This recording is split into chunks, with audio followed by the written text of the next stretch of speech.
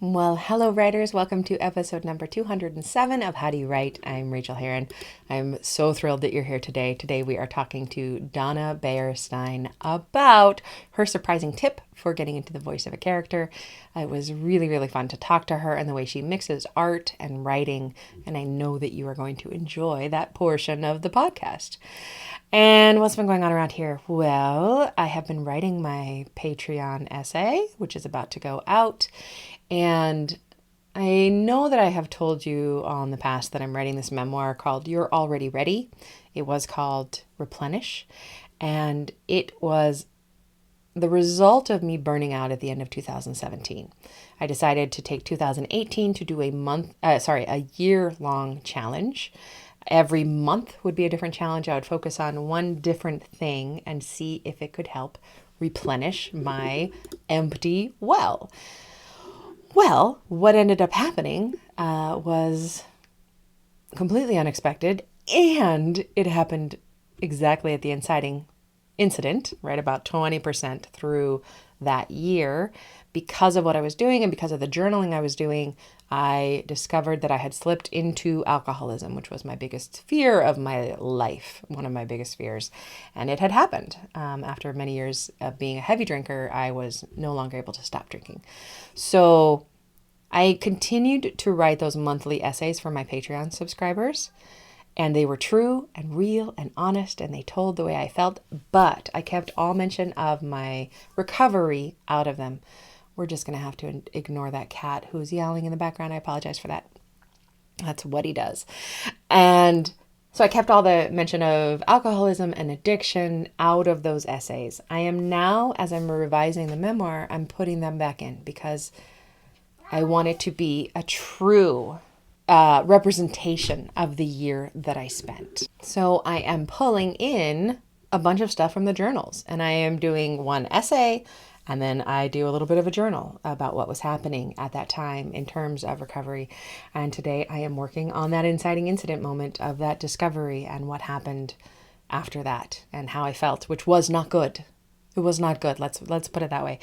So it's been actually really fun for the last few days to be going through those journal entries and doing what we get to do with journal entries when we are memoirists. We get to put things together. We get to take out the boring, idiotic sentences and finesse some of the sentences that were not even real words. If any of you are journalists, you know what I mean. Not adding anything, but cleaning them up and making them readable and hopefully enjoyable. And I get to send that out this week for my Patreon subscribers. And I'm a little bit nervous because this is, that was an intense thing that happened and it didn't feel good. I really liked writing about perhaps not feeling as good and then finding out how to feel better. And that doesn't happen for a while in this part of my story. And it doesn't happen in this particular journal entry that goes over the course of a couple of the first days of me getting sober. So I'm excited to send that out, and I am nervous and happy to do that. So that's been my writing for the last couple of days, and I'm also plotting for NaNoWriMo. For the few people who are listening who don't know what that is, it is National Novel Writing Month. It happens every year in November. It starts November 1st, ends November 30th. It is a free online challenge in which you write a book in a month. You write 50,000 words. As soon as you write 50,000 words, you win. You win NaNoWriMo. What do you win? Not much. You win congratulations, a heartfelt congratulations from the NaNoWriMo staff. But the big thing that you win is you get to say forever that you won NaNoWriMo, that you wrote a book in a month. It's a short book. 50,000 words is a short book. It's like a Hemingway-esque, maybe like a Mice and Men Steinbeck length. But it's a book. My first time I did Nano was in 2006, and that book became How to Knit a Love Song, my first published book from HarperCollins, and I have participated every year since then. I don't always win. I hope I win this year. I'm really going to give it a good shot this year. I might not, and that's okay. I will still write more words because I am doing Nano than I would if I weren't. And that is one of the awesome things. There won't be any in-person NaNoWriMo events, which is too bad because those write-ins where you get together in cafes and you have challenges to see who can write the fastest, because you're not writing good words in nano. You are writing fast. So necessarily, they're going to be crappy, and that's what we want. So there's no getting together in cafes to do this kind of challenges. So there will be so many online sprints and challenges and Zoom rooms, and you can find all of those at the forums in NaNoWriMo. I save looking at the forums, of course, for after I've done my work for the day. After I've written my 1,667 words that day, I can spend as much time as I want in the forums and read what other people are doing. And harnessing that energy of everybody doing this at the same time is something that's really incredible. So as this goes out tomorrow on the 30th of October, we'll be starting on Sunday. So I think you should join us. I joined my first year without even an idea of what my book was going to be about. I just knew it was going to be about a woman who loved knitting. There we go. And I started. And again, it doesn't have to be good. You just write fast. There is something called the reverse nano. If you want to Google that, pull that up. I've done that a couple times. It's pretty great. You start the month with a high word count per day. I think it goes from like 4,000 words and then down the second day maybe to 3,000 something. And every day you write fewer words until the very end of the month. The very last day you only have to write one word. That's your goal on the 30th of November, is to write your 50,000th word. And you can find that by Googling reverse nano. Maybe I'll do that. I don't know. We'll see. Anyway, I am excited about it. I'm excited about the book I'm going to write, and I'm going to try to bring to this book just joy, just happiness, just fun. I want to have fun on the page, and I want to remember to have fun. So you should come friend me over there. I think I am Rachael Herron. If I'm not Rachael Herron, I'm Yarn A Go-Go, although I think that's my old name.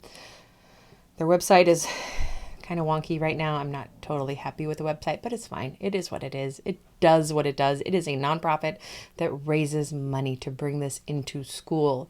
Their Young Writers program is amazing. And if you do NaNoWriMo, I would humbly plead you to toss them a few dollars. This is a nonprofit. They work extremely hard all year to promote literacy, and they're amazing. So that's at nanowrimo.org, or just Google National Novel Writing Month and you should play. And now let us jump into the interview. I know you're going to enjoy it. Come find me on the internet. You can come over to howdoyouwrite.net and leave me a comment, or find me anywhere else that I am online and tell me how your writing is going. I really want to know. Okay, happy writing, my friends. Well, I could not be more pleased to welcome to the show my guest, Donna Baier Stein. Hi, Donna. Hi, Rachel. I'm So happy to be here with I'm you. thrilled to have you. Let me give you a little introduction before we get into the meat of it. Donna Baier Stein is the author of The Silver Baron's Wife, which is a Penn New England Discovery Award and a Foreword Reviews winner. Sympathetic People, which was an Iowa Fiction Award finalist, Letting Rain Have Its Say, and Scenes from the Heartland, stories based on lithographs by Thomas Hart Benton. Founding editor of Bellevue Literary Review, she founded and publishes Tiferet Journal. Is that how you say it? Yes. Great.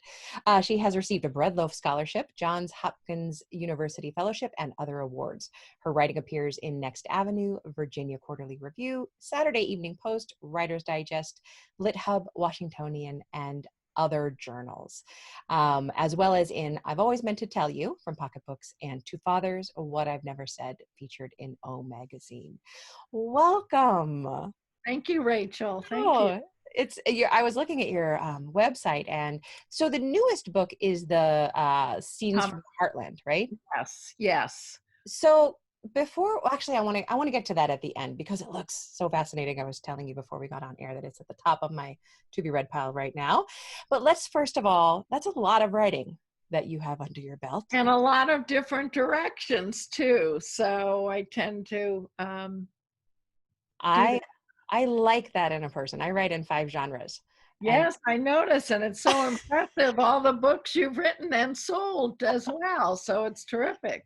but I really like that about people when we aren't boxed in, when we have just I know I've shot myself in the foot by going so many different directions, but I wouldn't change it Yes. because I it's feel where, the yeah.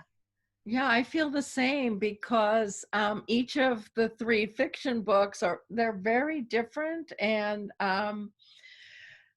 but I feel like I want to write what I want to write. So it's not the best marketing ploy, but it works as far as one wants to do. So, and you have an animal there too. I have my cat I'm trying to keep off my lap. I'm very sorry. My wife is getting home. So I'll ask the question quickly and then I'll go on mute. Can you tell us about your writing process, how you get it done? Yes. Usually I write in the mornings, sometimes at the computer, sometimes in a notebook, and while I'm still in bed. I have to say that, I was thinking earlier, the last couple months I have been less consistent in my writing than I was earlier, because I tend to get caught up in headlines, etc. I think it's um, but I really find, and I have always found this in my life, that I feel much better when I write as opposed to times that I don't write.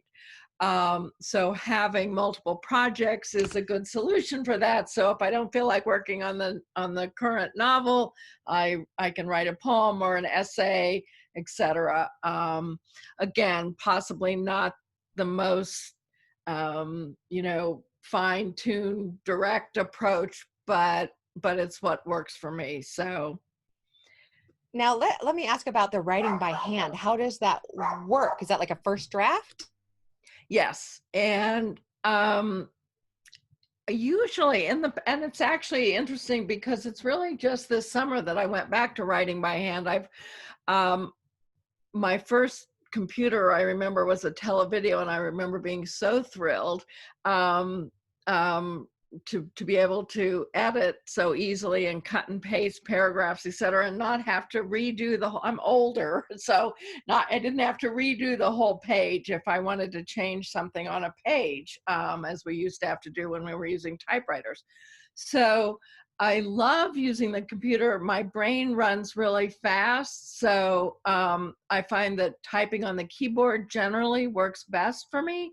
But again, this summer, I have found myself wanting to slow down a little bit and wanting the physical process of pen on paper. Spalding Gray, I don't know if you know that name. He was from a while ago. He wrote something, I think, Swimming to Cambodia. He was on Broadway, and he said something like, the pen becomes part of his musculature. And I've just really wanted that physical presence of the pen on the notebook, and then I type it into the computer. But and that I do more for poetry and maybe an essay. I usually, for the novel that I'm working on, I usually go directly to the computer. I write very messy first drafts, and that's something that. Do you too? Oh, the worst, the Okay. absolute messiest. They're unintelligible to any other human being. Yes. Yeah. Yes. And I always write way too much, and I research way too much, right? And put it all in, and then when I go back, I need to cut out. But and I think I'm teaching a number of writing classes now, and one of the things that I really want any writer to know is get something on the page. It doesn't have to be perfect. Ernest Hemingway said all first drafts are SHIT. Virginia Woolf said she looked for the diamonds in the dust heap in her writing. And there are people, and I have friends who are writers, there are people who can write first draft, final draft. I'm not one of those. I think they're very few and far between, and they've developed a process of going through the garbage in their brain, perhaps. Yes. And I always tell my students that that's only your method if you are revising as you go and you complete books. If you're not completing books, that's not your method. You should write a crappy first draft. But yeah, the other thing is it takes us so long to accept that. Because I really wanted, for many years of not doing much writing, I wanted to finally be the writer who was good when I sat down. And we never get that way. I think it was Malcolm, I love your quotes, and Malcolm Gladwell said, the first 8 drafts of anything is terrible. Oh, good. Yeah. I'll add that to my repertoire. That's a good quote. Yeah. Yeah. And it's so hard to remember that. And I also love the by hand thing. I have gotten really into writing on my iPad. It's a brand new thing, but the writing is actually searchable, and you can change it into text if you want. So you use a stylus? Yes, I use the Apple Pencil, and it's Oh, really cool. kind of satisfying both sides of my brain of wanting the kinesthetic, Yes. spirit connected experience. And also, if I needed to move it into the Word document, I could, which I Yes. garbage. But yeah, that's great. I'm Great. sorry. Good. She's finally stopped. Oh, Um, great. Don't worry. I have a dog back in the back of the house, so. oh, good. What is your biggest challenge when it comes to writing? Perfectionism. Yeah. Yeah. Um, and with The Silver Baron's Wife, for instance, that novel is a topic that obsessed me for decades. And Baby Doe Tabor in Colorado, I first learned about her when I was 7 years old, and her life obsessed me. And Can you give me a quick sentence of who she was? Because I'm not sure. yes, she was a woman who lived in the late 19th, early 20th century. She bucked a lot of social expectations. She worked in the silver mines, which women didn't do. She had 2 marriages. The first was to Harvey Doe, and then she left. She divorced him. He was a philanderer and possibly an addict, and she caught the attention of Horace Tabor, who was a very wealthy silver baron. He was worth about $24 million in 1883 when Horace and Lizzie married. They married at the Willard Hotel in Washington, D.C. President Chester Arthur came. Anyway, her life, and then when the Sherman Silver Purchase Act was repealed, Horace's fortune, which was based on silver being the standard for the United States, his fortune was lost, and she stayed with him. And then when he died, she went to the Matchless Mine where he had made most of his fortune, and she lived there for the next few decades, writing down thousands of dreams in Wait, her she dream. lived in the mine? Well, in a shack at In the a mine. Oh, how fascinating. Oh yes. So her life includes fabulous wealth, dire poverty, materialism, spirituality. She had 2 daughters, love, loneliness, just huge contrasts in her life. And one of the things that really struck me, I think even as a child, was I had these postcards of her, one in an ermine opera coat and one standing in front of the cabin at the mine. And I thought, how does a woman go from point A to point B? How does a life go like this? And also the fact that she wrote down these dreams, which people weren't doing then. I mean, now there are dream journals and dream groups, but Freud's interpretation of dreams, I think, was 1896, something around there. It was published. I don't know whether she read it or not, but it was very unusual that she wrote down these dreams, and there are thousands of them that are in the History Colorado Center. So she was and she had there are some people, some theologians think she was a mystic.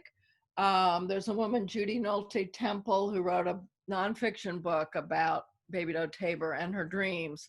And she talked to some theologians, and she had a lot of visions of Jesus and Mary and saints. Oh, And wow. other people think she was crazy. So And what was that like to take that, put it into a book along with that perfectionism that you have?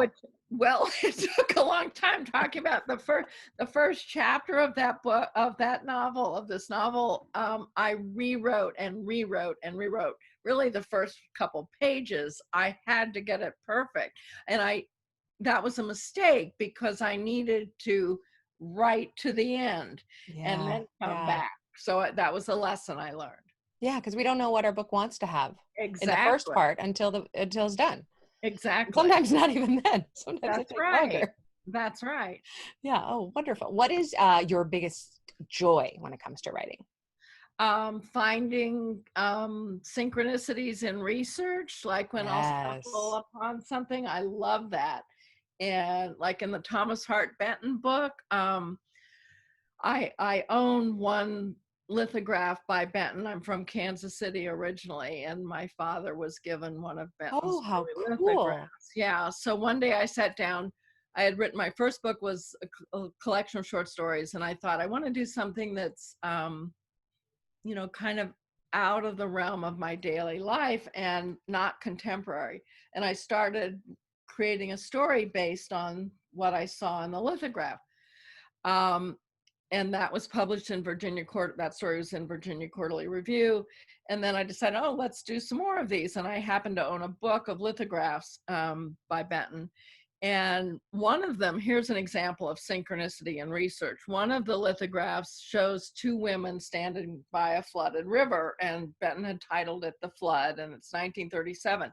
Well, I didn't know, but there was a very large, very damaging flood in 1937. And I did research, and one of the places that was flooded was New Madrid, Missouri, which was and there was a landing that was literally called Compromise. And I can't remember the year I wrote that story, but it was the last story I wrote for that book. And at the time, and this is before today when it's even more terrible, but at the time I was thinking about the divisiveness in this country. And I see this landing called Compromise, and that struck me. And there was a church in the research I found in New Madrid. There was a church that literally sat on a state line, and the people from Kentucky sat on one side and the people from Missouri sat on the other, and they had men with guns at the ends of the pews. Yeah. And I thought, whoa. Oh and my anyway, gosh. I know. So that really seemed to touch on what was going on and is still going on in this country. So that was an example of, wow, it was just perfect for a theme that I wanted to explore. And it's so interesting, when you go looking, you find something. That's just what happens. Yeah. And the other thing I love about synchronicity is that how it happens all around us. And we hear things on the radio, and somebody mentions a word that you've never heard before. You just learned for this book, and you hear it 4 more times that week. Yes. It's beautiful. So can you share a craft tip of any sort with us? One thing that I've realized is that it's helpful, that it's something to consider, is when a writer is creating a character, to at least do one draft in first person. I think writers need to be actors, psychologists, and wordsmiths. And I find that getting into a character, writing from that character's first person point of view is helpful. It may not stay that way. I may later go change it to third, but it helps me get inside the character. That is wild, and I love it. I have only done one book out of the 26 in first person, and it's the most recent book. Yes. And it was really scary in a way to be that close inside her head. That's fascinating. I love that idea, and I'm going to use that in the future. And 26 books. I'm so impressed. That's amazing. You must be a much more disciplined writer than I am. I have little discipline, but a lot of stamina. Great. That's I great. just keep showing up and writing terrible what drafts. That's what it takes. That's what it takes. Yeah. I love that tip. Thank you. Thank you so much. That is completely unique, and I've never. I'll look for your last book too. Just came out in paperback. Okay, great. It's So a okay, thriller about police corruption. So I don't know if that's up your alley. But. Awesome. Yeah. But wait, so I saw something on Twitter. Were you a police dispatcher? I was a police and fire medical dispatcher for 17 years. So this was the book that was about the dispatcher that I had to get out of the industry in order to write. I haven't dispatched for 4.5 years. So. Wow, but you wrote it in first person. That one actually was in third. The one I just turned in that's coming out in spring is in first person. Okay. Yeah. But it was fun. It was really fun. Okay, so what thing in your life affects your writing in a surprising way?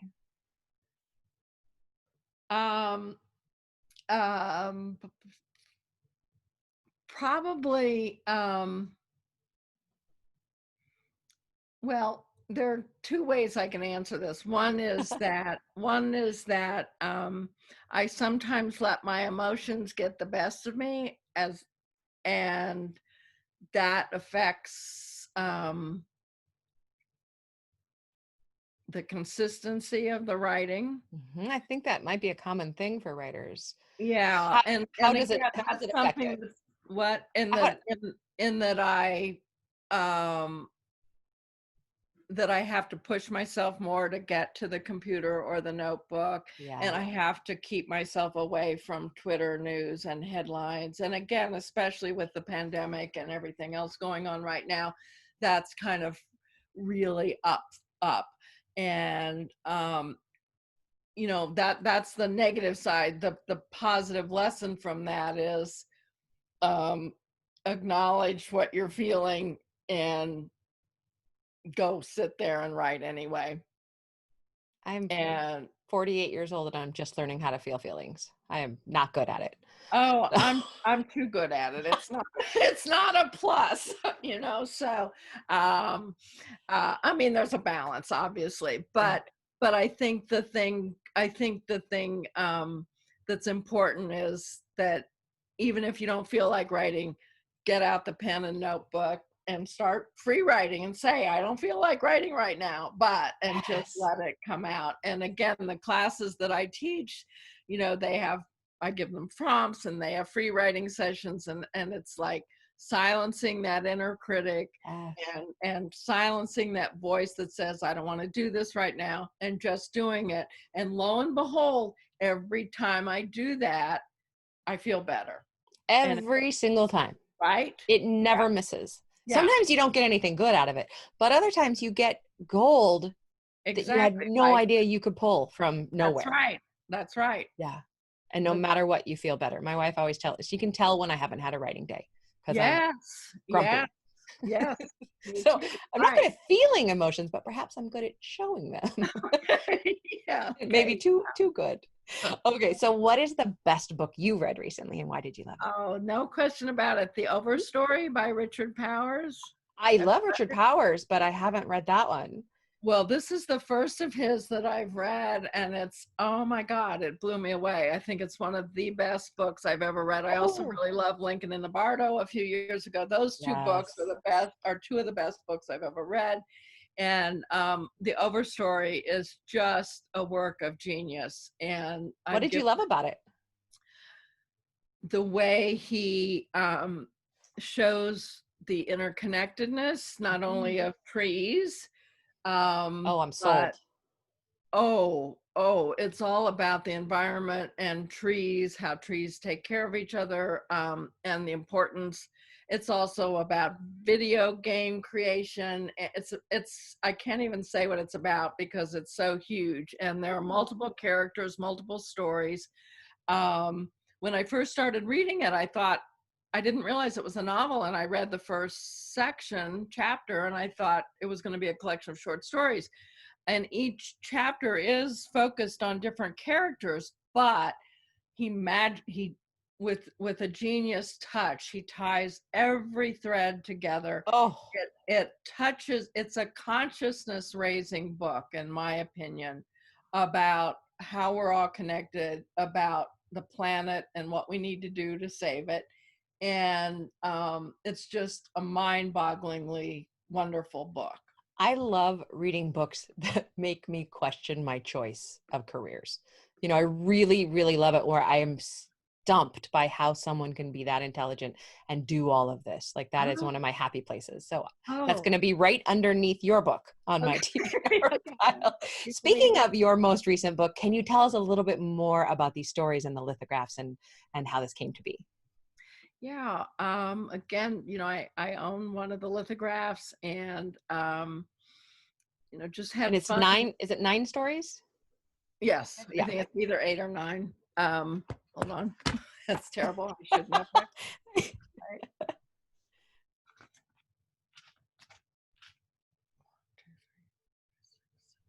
Wait, This is that's part of the terrible. process. Right. 9. Yeah. Sorry.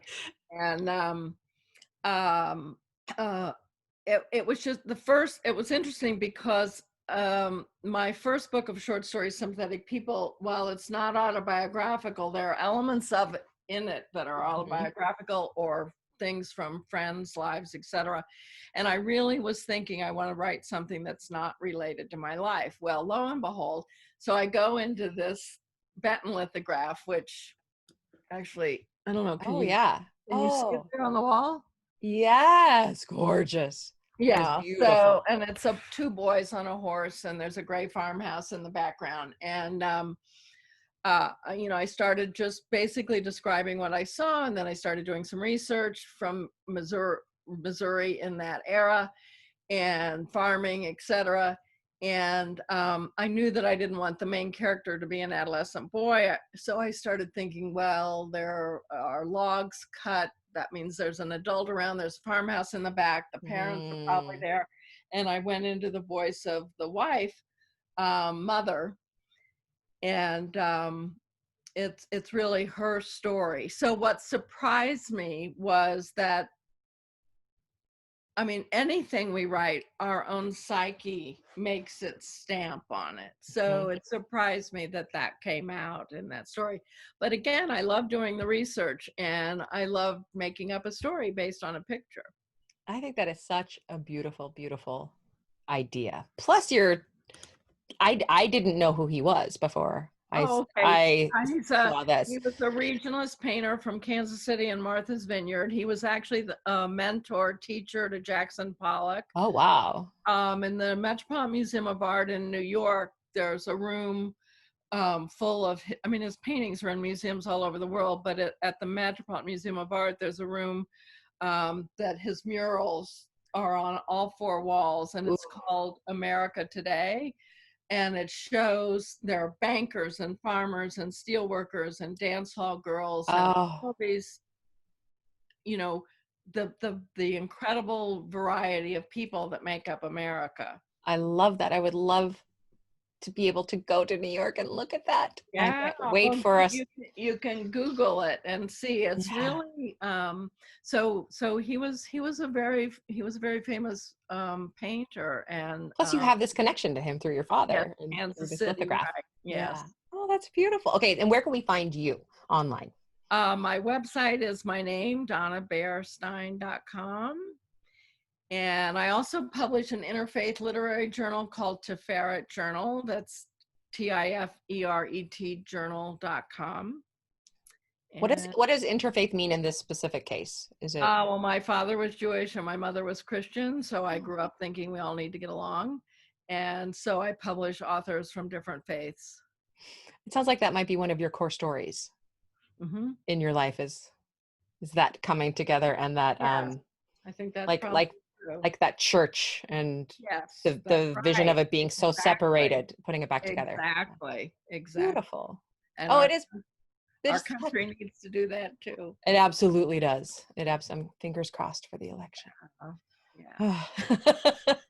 And it's been such a joy to talk to you today. To you too, Rachel. Thank you. And I'm Thank going to you get your so much. book. And thank you so much for having me on. Take care. Have a Bye. good rest of the evening Thank you, you too. or afternoon for you. Thank you.